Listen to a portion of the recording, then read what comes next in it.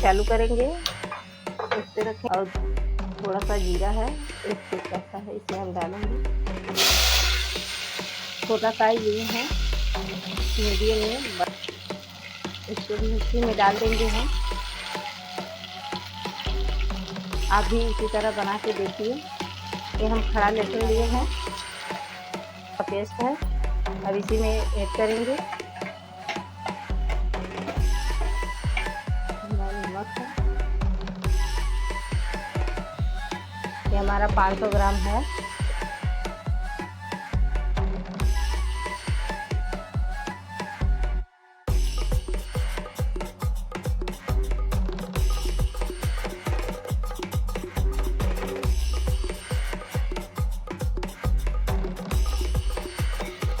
अब इसमें हम ऐड करेंगे मसाला। ये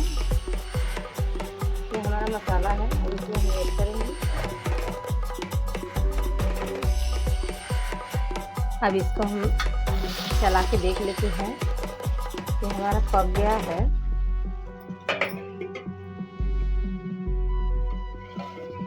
अब इसको हम देख लेते हैं, ये हमारा भुना गया है अच्छी तरह से। ज़्यादा पानी नहीं ऐड करेंगे।